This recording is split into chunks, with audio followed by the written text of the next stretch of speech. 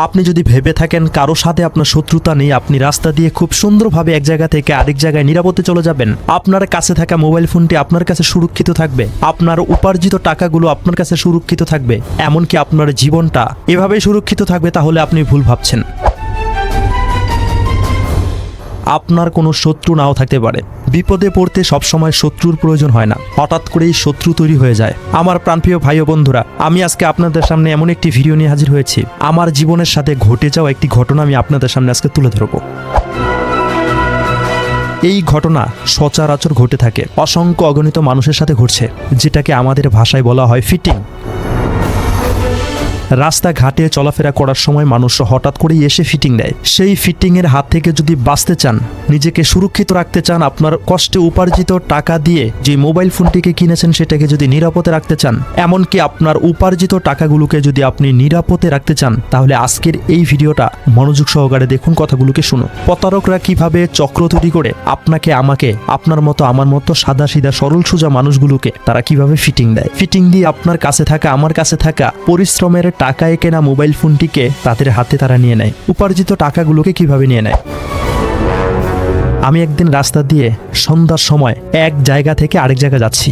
রাস্তার পাশেই দুইটি মানুষ দাঁড়িয়ে আছে। আমি যখন চলে যাচ্ছিলাম, হঠাৎ করেই একজন আমাকে ডাক দিয়ে বলে, ভাই আপনাকে তো চিনা চিনা লাগছে, আপনি কি এই এলাকায় থাকেন? আমি আবার ঘাড় ঘুরিয়ে তাদের দিকে তাকাই।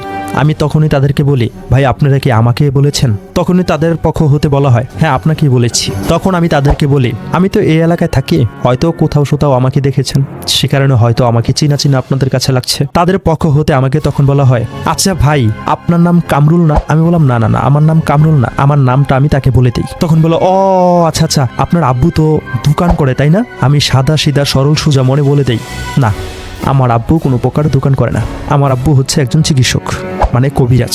গাছপালা দিয়ে ওষুধ তৈরি করে থাকে, এমনকি তাবিজ কবজ করে থাকে। এগুলো কাজ বাসার মধ্যেই করে। রোগী বাসার মধ্যে আসে, বাসার থেকেই রোগীকে চিকিৎসা দেওয়া হয়, তাদের কাজগুলোকে করে দেওয়া হয়। তখন তাদের পক্ষ হতে বলা হয়, হ্যাঁ ভাই আপনি ঠিক কথা বলেছেন, এবার আপনাকে আমি চিনতে পেরেছি। আপনার আব্বু আমার কাছ থেকে 10,000 টাকা নিয়েছিল একটি কাজ করে দিবে বলে। আমি বিশ্বাস করে আপনার আব্বুকে 10,000 টাকা দিয়েছিলাম, আমার কাজটিকে করে দেয়নি, 10,000 টাকা মেরে দিয়েছে। আমি তখনই তার দিকে হা করে তাকিয়ে আছি, আর তখন বললাম অবাক হয়ে, আচ্ছা ভাই আমার আব্বু যদি আপনার কাছ থেকে 10,000 টাকা নিয়ে থাকে আর আপনার কাজটিকে না করে দেয়, তাহলে আপনি আমার সাথে আমার বাসায় চলুন, আমার নিজের দায়িত্বে আপনার টাকাটা আমি আপনার হাতে তুলে দেব। তখন তাদের পক্ষ হতে বলা হয়, বাসায় যেতে পারবো না। তখন তাদের পক্ষ হতে একজন আমাকে বলল, আচ্ছা তোমার আব্বুর নাম্বারটা কি তোমার মুখস্থ আছে? তখন আমি বললাম, না আমার আব্বুর নাম্বারটা আমার কাছে মুখস্থ নেই। তখনই তাদের কাছে একটি কল আসে, মোবাইলটিকে রিসিভ করে কানে ধরে বলে, হ্যাঁ আমার সামনে দাঁড়িয়ে আছে, এমন পোশাক পরে আছে, আমি যে পোশাকটা পরেছিলাম সেই পোশাকের কথাই বলছে। হ্যাঁ তাকে আটকানো হয়েছে, আমরা জিজ্ঞাসাবাদ করছি। আচ্ছা ঠিক আছে ফোনটা রাখো বলে ফোনটা তার পকেটে রেখে দেয়। দিয়ে আমাকে বলে, তুমি তো এই রাস্তা দিয়ে এসেছো তাই না? আমি তাদেরকে বলি, হ্যাঁ আমি এই রাস্তা দিয়ে এসেছি।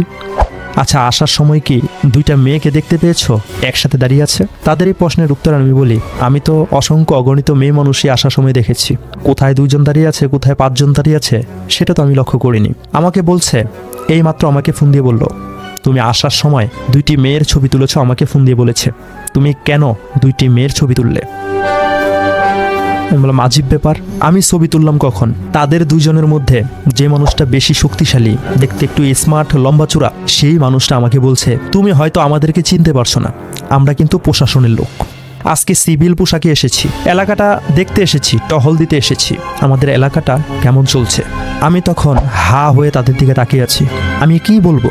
সে তো শুরু থেকেই বলে দিয়েছে তারা প্রশাসনের লোক, আজকে সিভিল পোশাকে দেখতে এসেছে তাদের এলাকা কেমন চলে। এর মধ্যেই আমাকে তারা পেয়ে গিয়েছে, আমি মেয়ে মানুষের নাকি ছবি তুলেছি। তখন আমি বললাম, ভাই দেখুন আমি কারো ছবি টুবি তুলিনি। তখনই আমাকে বলে, আচ্ছা ছবি যদি না তুলে থাকো তাহলে মোবাইল ফোনটি বের করো, তোমার মোবাইল ফোনটিকে আমি চেক করে দেখবো। ভাগ্যটা ভালো, আল্লাহ তাআলা আমাকে নিজের হাতে হেফাজত করেছে। আমার মোবাইলটিতে চার্জ ছিল না, মোবাইলটিকে আমি বাসায় চার্জে লাগিয়ে রাস্তায় বের হয়েছিলাম, এক জায়গায় গিয়েছিলাম, আসার সময় আমাকে ধরেছে। আমি বললাম, ভাই আমার কাছে কিন্তু মোবাইল ফোন নেই। আমি তখন বুঝতে পেরেছি তারা আমাকে ফিটিং দিয়ে ফেলেছে। আশেপাশে মানুষ আছে, খুব বেশি একটা না, অল্প, সবাই যেন দেখেও না দেখার ভান করে হাঁটছে। আমি মানুষকে বোঝানোর চেষ্টা করছিলাম আমি বিপদে পড়েছি, আমি ফিটিংয়ের মধ্যে পড়ে গিয়েছি, আমার উপার্জিত টাকাগুলো হয়তো আমার কাছ থেকে এখন হাতছাড়া হয়ে যেতে পারে। কিন্তু সবগুলো মানুষই যেন দেখে না দেখার ভান করে চলছে।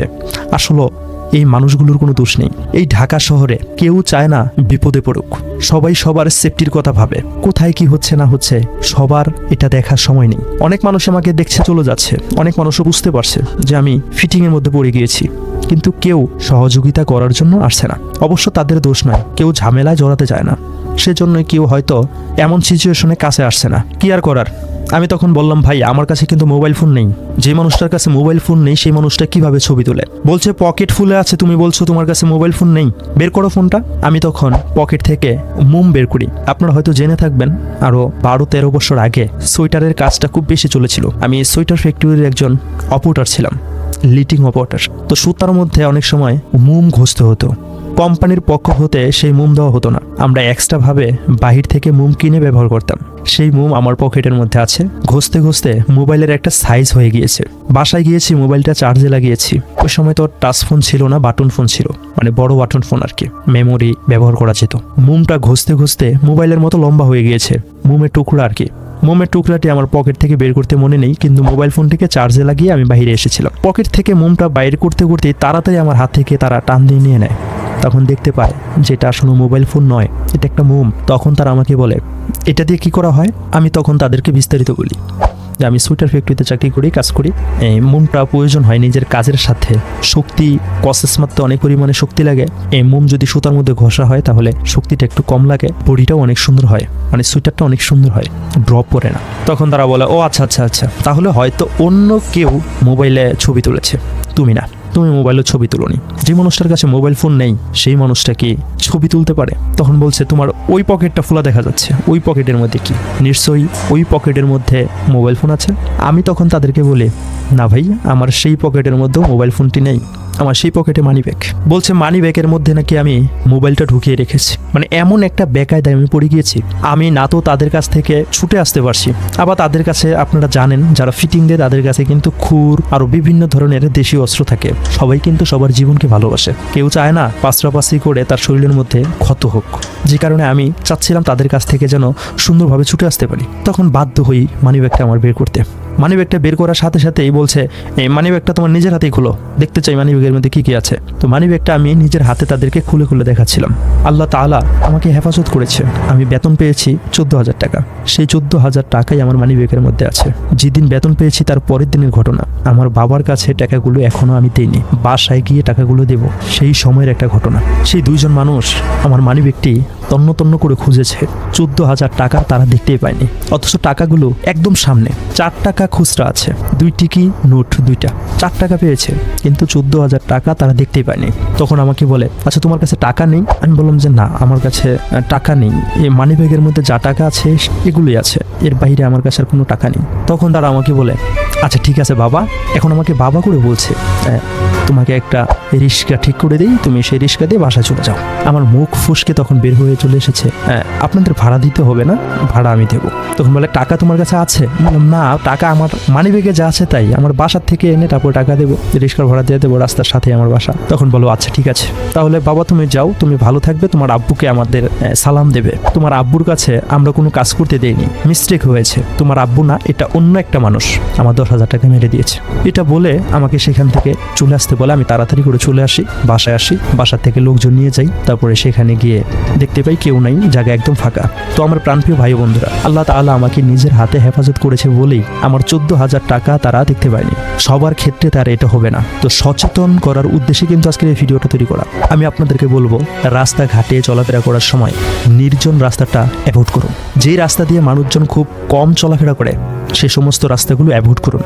যে সমস্ত রাস্তা দিয়ে মানুষজন বেশি চলাচল করে সে সমস্ত রাস্তাগুলো বেছে নিন।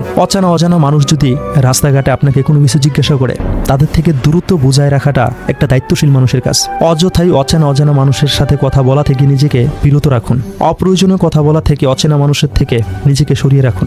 নির্জন জায়গা অ্যাভয়েড করুন। আমার এই ঘটনাটি শুনে হয়তো আপনারা বুঝতে পেরেছেন রাস্তাঘাটে চলার সময় কতটা সতর্কতা অবলম্বন করে আপনাদের চলতে হবে। তারা তাদের কথার ফাঁদে ফেলে আপনার তথ্য বের করে নিতে পারে, যেমনভাবে আমার তথ্যগুলো বের করে নিয়েছিল। আমার আব্বু কি করে, আমার নাম কি, আমি কোথায় থাকি, কি করি, সেগুলো তারা আগেই জেনে নিতে পারে।